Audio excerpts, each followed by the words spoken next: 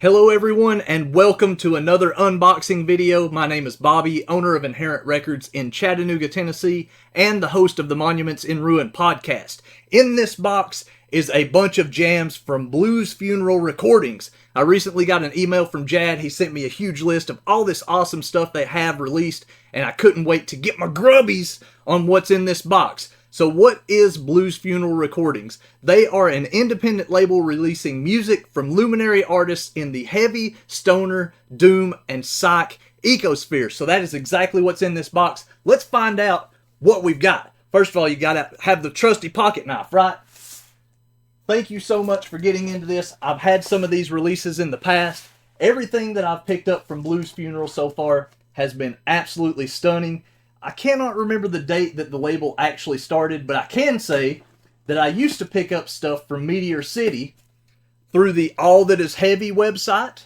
There was actually a forum, stonerrock.com, if I remember correctly, had the forum where we used to all congregate. And I don't know if I ever actually talked to Jad directly there, but there was a large community and I just absolutely loved that place. It was a place where I found out about a lot of early stoner jams, and yeah, still some of those hanging out in my collection to this day. One of my favorites still to this day is the Meteor City Iron Maiden tribute called Slave to the, oh no, wait, what was it? Slave to the Power. That was what it's called, Slave to the Power, which of course is Slave to the Power of Death.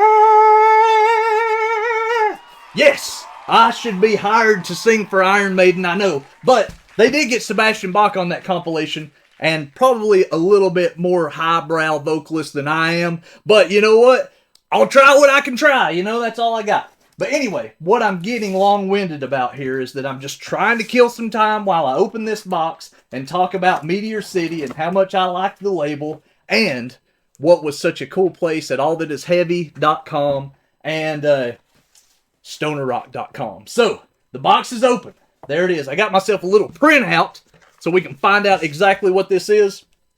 Not in alphabetical order, might I add. So, first up, Hell to the Underground, interpretations by Jack Harlan and the Dead Crows. That hype sticker says, a massive fudge-drenched album of covers by the singular Jack Harlan and the Dead Crows, paying homage to some of the most eclectic of their musical inspirations. There you go. There you go. Nice. Nice stuff. Looks like I got myself a couple of those. Let's see if there's something fancy about Jack Harlan written on these papers that I printed out. I just recently got an upgraded computer so I could print paper. You'd think I'd already been through that years ago, but I wasn't. Because I, my friends, am a procrastinator. So we're starting off with the same thing, a collection of cover renditions by Jack Harlan and the Dead Crows, filtered heavily through their inimitable, spaced out, heavy psychedelic style, with the general through line that few of the original artists are household names. It's a fuzz-drenched, genre-crossing love letter to under-the-radar icons like Bauhaus, God, Butthole Surfers, Joy Division, the Melvins, and more. Check. What do you think? I am interested in finding out what it sounds like. Up next, what else is in the box? This is Mammoth Volume, The Cursed Who Perform. The Larva God Rites. There you go. Killer artwork. We have had this in the shop before. And this hype sticker says, captivating cosmic convergence of Swedish stoner, psychedelic prog, and desert heaviness, as weird and irresistible as riff rock gets. Mammoth Volume. There you go. What do we got on the Mammoth Volume? Maybe Mammoth Volume is in here somewhere, if you will hang with me while I flip. Mammoth Volume. Stronger and weirder than ever, the godfathers of stoner prog return with their comeback album of genre-bending heavy rock fusion, ready to blindside the world with massive riffs, unexpected instrumentation, and angular yet irresistible hooks. Mammoth Volume's approach remains utterly unique, just as it was when this innovative foursome reigned over the early Wild West days of the online stoner rock landscape, with a trio of albums that captured the imagination and affection of the entire scene.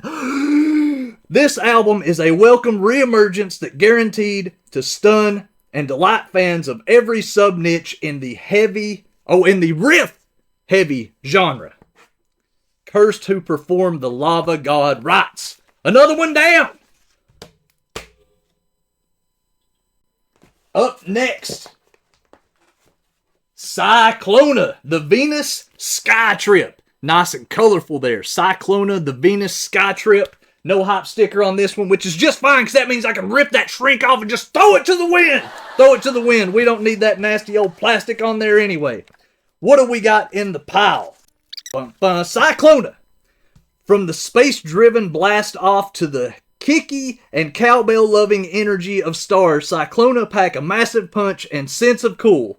Landing on dozens of best of lists in the end of 2020, this start-to-finish slab of irresistible grooves and chunky desert-worshipping anthems is a one-way ticket to fuzz-fueled cosmic bliss, a modern classic that's perfect for fans of Lowrider, Fu Manchu, and Elephant Tree, and a record every fan of fuzz-fueled heavy rock should have in their collection. Cyclona, Venus Sky Trip. Up next, Somnuri. Somnuri, I hope that's pronounced correctly. Somnuri Nefarious Wave. I like that purple coloration. I actually like the artwork on this a lot. It says, hop sticker, smoking the monoliths something fierce and sweet while forging their own roar with a relentless accord. Cult Nation. For fans of High on Fire, Cavaltech, hope I pronounced that correctly, Mastodon, and Soundgarden. Soundgarden, classic name. Let's see what we've got in the paper. See what they've got to say about this. It's not on that page. You'd think I'd have printed these out in a way that I could have got to them easy, but that's not the way I roll. Preparation is not the name of my game over here. First off, Somnuri weave together breakneck energy, infectious melodies, and slow-burning aggression. A cacophony, or cacophony. Cacophony. That should be a new pronunciation for that word. A cacophony of bludgeoning riffs and pounding grooves that shares DNA with High on Fire, Mastodon, Baroness, and Verltech. I don't know. I'm trying here. I'm trying. Come on. You can donate for reading lessons if that's really bothering you. A sprawling record full of time shifts and burning ambition, Nefarious Wave is a sludge metal snapshot of survival and resilience in the band's native Brooklyn, full of stark brutality and spacious hush.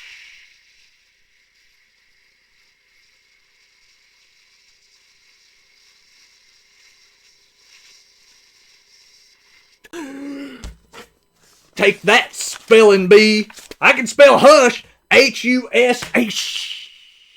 What's next? Ooh, this is one of the early birds. The first time I heard Lowrider was whenever they did a split with Nebula.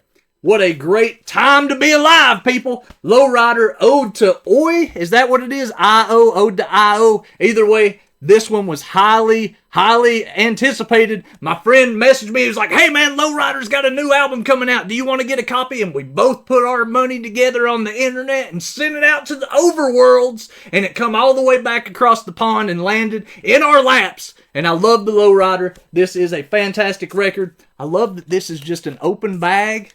I like this style much better than I like the sealed shrink wrap. But we'll talk about that another day. Right now, I'm just trying to give props to the things that I like the most in this. And that's going to be that I get to talk about Lowrider. After all these years, I remember going to see Lowrider years ago in Atlanta, Georgia, and talking to them and buying that split cassette. And then they were like, this is so cool, you'll love it. And years later, here I am talking about them on the interwebs. Either way, Lowrider. At the dawn of the internet, bands and fans around the world coalesced in the wake of a defunct Palm Springs originator's Kais to craft their own visions of the desert rock sound. Standing foremost among them was Lowrider, whose debut Ode to Low became the blueprint.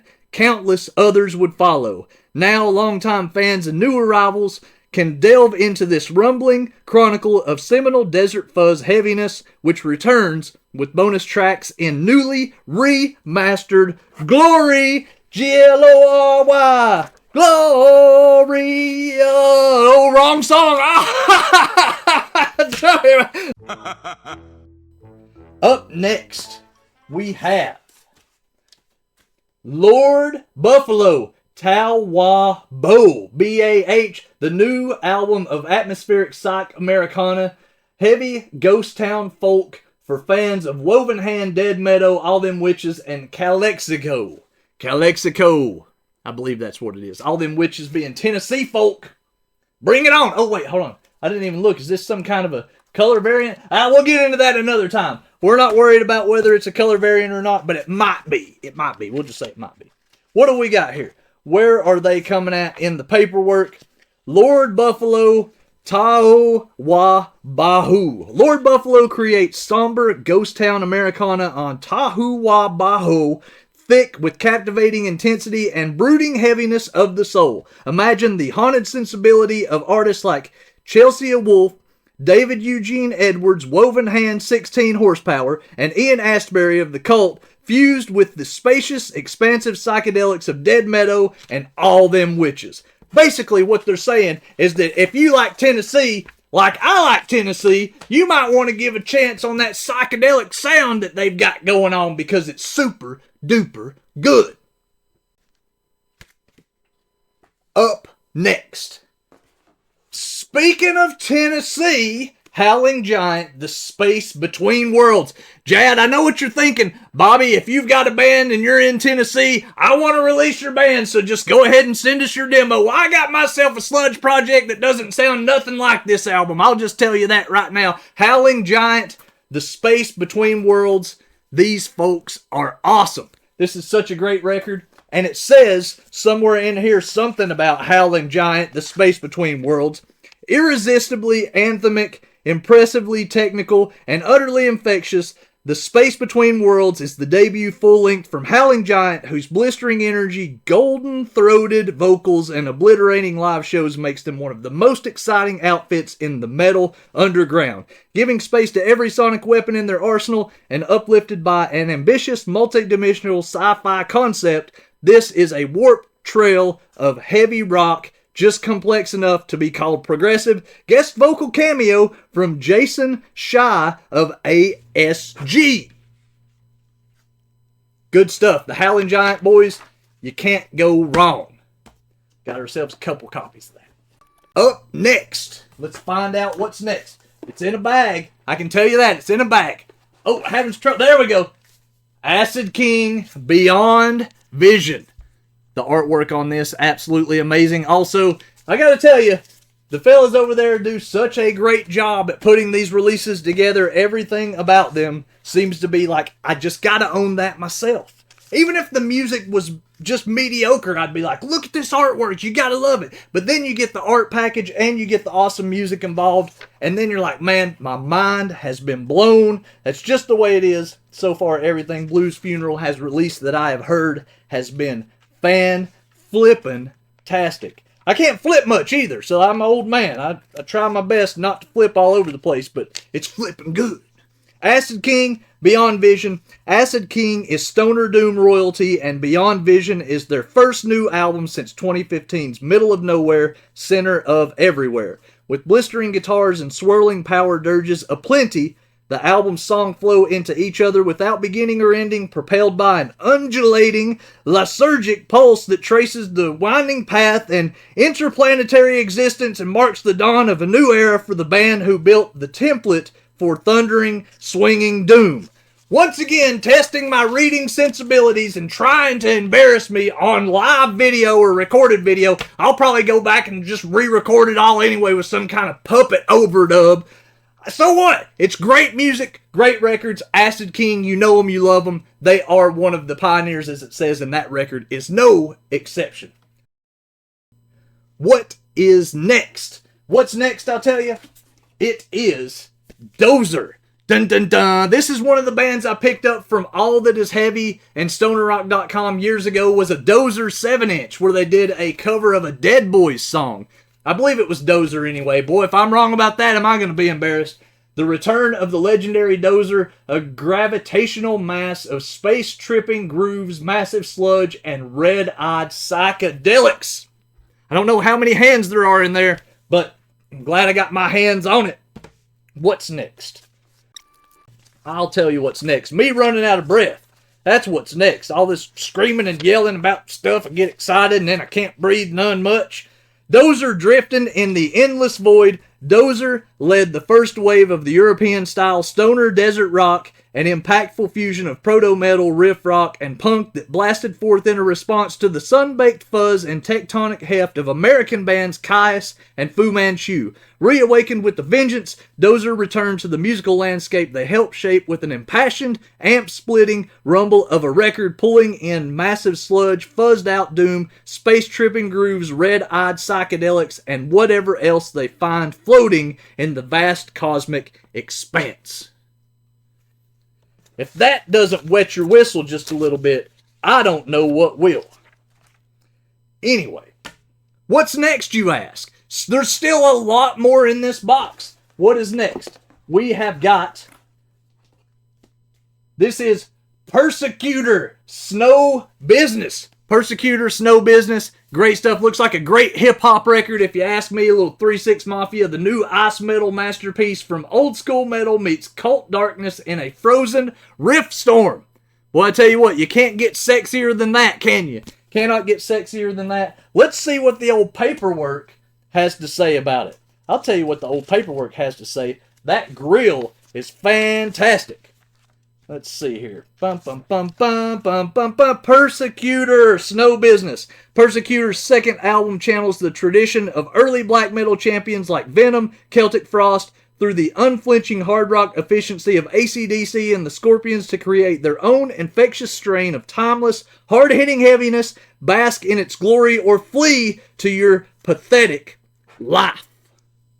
That actually says for your pathetic life. But I made words up. I'm filling in on my own time. That's right. Up next, another impossible to get it right band, Resin and Venom Sabithi. I hope I got that right. I love this record. I've heard it already, and it is killing it. This is Mexico City cosmic conceptualist Venom Sabithi joined forces with Chicago atmospheric Voyagers Resin for a crushing and ethereal collaboration exploration. Dun dun dun dun dun dun dun dun dun dun dun. Resin. Let's see what we got right here. Chicago atmospheric psych doom outfit Resin teams up with Mexico City cosmic conceptualist Venom Sabithi for the righteously thick, molten tempo collaborative album of lush, hypnotic, and frequently megalithic ambience as ethereal as celestial light and dense as a black hole collapse. Feeling that black hole collapse right now, and I love this record so much I had to get a couple of those. Up next, we have the newest from Dope Lord. Dun, dun, dun, dun. Songs for Satan. I bet you didn't expect to hear anything about Satan tonight, did you, people? Songs for Satan. This is on some yellowish vinyl. We're not getting into colored vinyl. It's going to take too long. Songs for Satan by the Dope Lord. This says, Songs for Satan is a moment of critical mass for Warsaw, Poland's Dope Lord, showcasing their equal mastery of lumbering plod and silvery hooks. They probably look pretty sexy too, but it's silvery hooks. Mining Polish Catholicism, decades of oppression for lyrical fuel, their amplified heresy is uniquely triumphant, their fuzz-drenched apostasy, genuine and glorious, calling to the mind Electric Wizard, Wind Hand, Bongzilla, and Acid King. Songs for Satan is an iconoclastic milestone that rumbles the earth and shakes our figurative foundations. Look, I finally checked off a full page of stuff. I know I'm not going to need that page anymore, and I also made sure to get a couple extras of these because we all want them. So there you go. That is my Blues Funeral unboxing. They had so much cool stuff in this label. I just couldn't get it all. I usually buy little bits at a time, so excited to do this. I can't wait to get in more. Blues Funeral, keep doing what you're doing. It is so awesome, and we definitely see and hear it's resonating out here. So thank you so much. Thank you for all you've done, and thank you to all of the bands for putting out killer stuff. I hope everybody that watched this far enjoyed the video. Don't forget to like, subscribe, and comment. And shoot over and check out these bands. If you heard a little snip and you're interested, check the comments for more links, and hit the cards that go on everywhere, and press all the buttons. Check them out, support them. Talk to you again soon.